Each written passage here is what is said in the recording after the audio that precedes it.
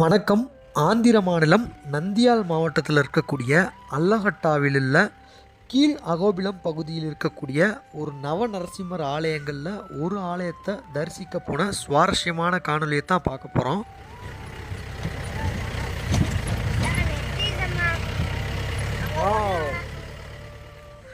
இந்த மாதிரி ஜீப் பயணங்கள் தான் ஒரே வழி பார்கவ நரசிம்மர் கோவிலை அடைவதற்கு. கரடுமுரடான மண் ரோட்லையும் கற்கள் நிறைந்த பாறை பகுதியிலையும் இந்த ஜீப்பை உபயோகித்து தான் நம்ம இப்போ முழுமையான பயணத்தை வந்து கடக்க போகிறோம். நாங்கள் போன போது முந்த நாள் முழுமையாக மழை பெஞ்சிட்டு இருந்ததுனால ரோட்டில் முழுமையாக வந்து தண்ணி தேங்கி இருந்தது. ஸோ ஜீப் வந்து ரொம்பவும் கஷ்டப்பட்டு தான் மேலே ஏற ஆரம்பித்தது. இந்த பகுதிகளில் வந்து பார்த்திங்கன்னா இந்த மாதிரி ஆட்டோக்களும் நிறையா இருக்கும். நம்மளுக்கு வந்து மழையோ இல்லை இந்த மாதிரி குண்டும் குழியுமோ இல்லாத பகுதிகளில் வந்து இந்த ஆட்டோ சவாரி வந்து உகந்தது. ஆனால் நம்ம வந்து இந்த அகோபிலம் அப்படின்னு சொல்லி வந்துட்டாலே ஜீப்பை எடுத்துகிட்டு வந்து போகிறது ரொம்ப உன்னதமான விஷயம்.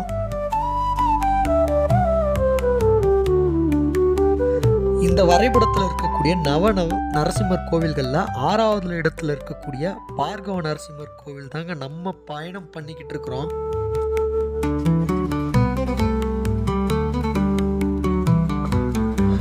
ஒரு வழியாக பலவிதமான தடைகளை தாண்டி இந்த ரோட்டை பார்த்தாலே தெரியும் நம்ம வந்து எவ்வளவு செங்குத்தான பகுதிகளில் ரொம்ப கடினப்பட்டு ஜீப்பை வந்து டிரைவர் இயக்கிட்டு கொண்டு போகிறாருன்றத நம்ம பார்க்கலாம். ஒரு வழியாக பக்குவமாக ஜீப்பை நகர்த்திட்டு கொண்டு வந்து இந்த பார்க்கிங் ஏரியாவில் வந்து நம்மளை பார்க் பண்ணி இறக்கி விட்டார்.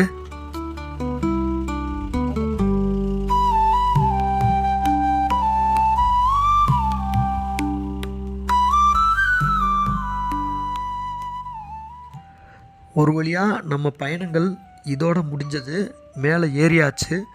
கம்பீரமாக நிற்கக்கூடிய இந்த போட்டில் எழுதியிருக்கக்கூடிய இந்த பார்கவ நரசிம்மர் கோவில் அப்படின்ற இந்த எழுத்துக்களை பார்க்குறதுக்குள்ள அடக்கி போதும்னு ஆயிடுச்சு. ஏன்னா ரொம்ப தொலைவில் இருந்து ரொம்ப தடைகளையும் தாண்டி வந்திருக்கிறோம்.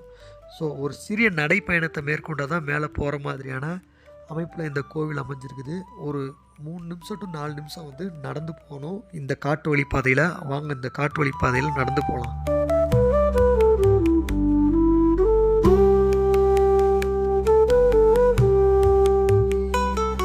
இந்த நம்ம போயிட்டு இருக்கக்கூடிய பகுதி வந்து பார்த்திங்கன்னா மலை அடிவாரத்தில் இருக்கக்கூடிய பகுதி. ஆனால் ரொம்பவும் தடைகளை தாண்டி தான் வந்து இந்த இடத்துக்கு வர வேண்டியதாக இருக்கும்.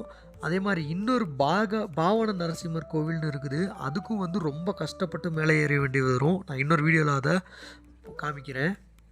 சரி, இந்த பாதையை வந்து கொஞ்சம் விரைவாக கடக்கலாம்.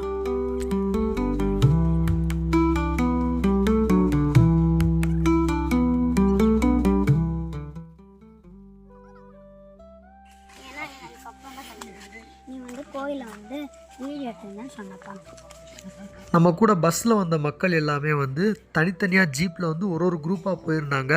ஸோ ஒரு குரூப் ஆஃப் பீப்புள்ஸை வந்து அங்கே போய் மலை இறங்கிட்டு இருந்தவங்களும் நம்ம பார்த்தோம். ஸோ இந்த இடத்துல இருக்கக்கூடிய ஒரு தெப்பக்குளம் இருக்குது பார்த்தீங்களா, இந்த இடம் வந்து ரொம்ப அழகாக இருக்கும். அதே மாதிரி இந்த இடத்துல வந்து படிகள் வந்து மேலே ஏறுறதுக்கு உண்டான வழி இருக்கும். இந்த அக்ஷய தீர்த்தம் அப்படின்ற இடம் வந்து ரொம்ப அழகாக இருக்கக்கூடிய இந்த இடத்த வந்து இப்போ நான் காமிக்கிறேன் பாருங்கள்.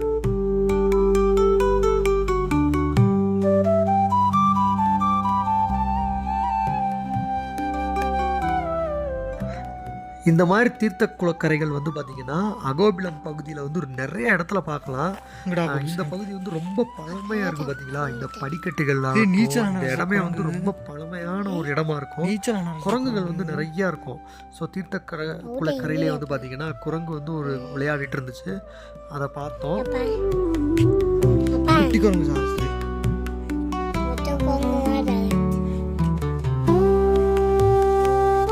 சரி வாங்க, இந்த பகுதி வழியாக வந்து இந்த படிக்கட்டுகள் வழியாக இப்போ மேலே ஏற ஆரம்பிக்கலாம்.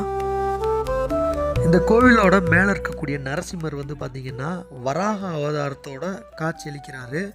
அதே மாதிரி வராக அவதாரத்தோட புவியை மீட்ட கதை வந்து புராணத்தில் இருக்கிறது நமக்கு எல்லாருக்கும் தெரிஞ்ச ஒரு கதை.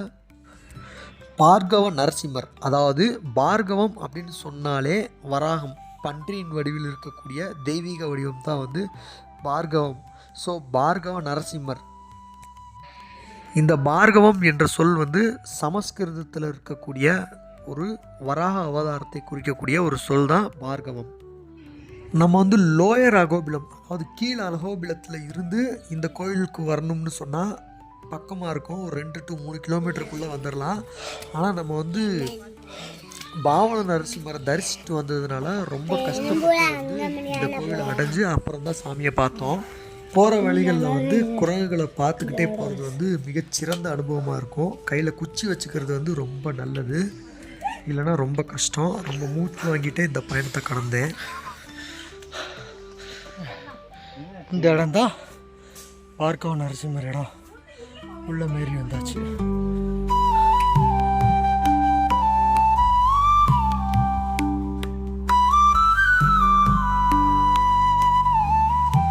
கோவில் வெளிப்புறத்தில் இருக்கக்கூடிய சுவர்களும் சரி, மண்டபமும் சரி, நம்ம வந்து உள்ளே போயிட்டு வெளியே வரக்கூடிய அமைப்பில், அதாவது கம்பிகளால் முழுவதுமாக அடைக்கப்பட்டிருந்துச்சு முன்பகுதி. அதே மாதிரி பின்னாடி இருக்கக்கூடிய கோபுர பகுதி வந்து இதுதான் பழங்காலத்து கோபுரம். அந்த கோபுரத்துக்கு வந்து நல்லா பள்ளம் பூசி வச்சுருந்தாங்க. அந்த கோயில் வந்து முழுமையாக ஒரு சுற்றிட்டு, அதாவது வெளிப்பிரகாரம் வந்து கொஞ்சம் சின்னதாக குறுகலான இடமா தான் இருக்கும். ஸோ அந்த வழியாக வந்து முழுமையாக அந்த கோவிலை வந்து ஒரு சுற்றிட்டு வெளியில் வர்றதுன்றது வந்து ஒரு மிகச்சிறந்த அனுபவமாக இருந்துச்சு. அந்த அனுபவத்தை நீங்களும் இது மூலமாக கிடைக்குதுன்னு நினைக்கிறேன்.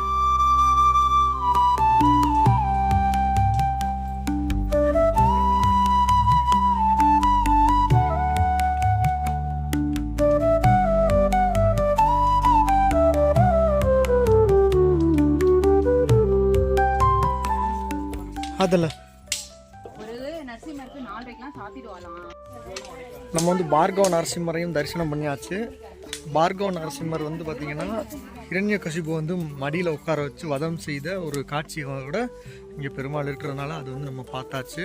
ஸோ இப்போ வந்து திரும்ப ஆட்டோவுக்கு வந்து இந்த வழியாக போயிட்டுருக்கோம். ஏறின வழியாகவே தான் இறங்கணும். இதே வழி தான், சேம் வழி. பின்னாடி இருக்கிறது தான் கோவில் கோபுரம் மற்றும் முன்னாடி இருக்கக்கூடிய பிரகாரம். இதான் வந்து கோபுரம், இது முன்னாடி இருக்கக்கூடிய பிரகாரம். சின்ன கோவில் தான், இந்த அளவு தான் பார்கவ நரசிம்மர் கோவில்.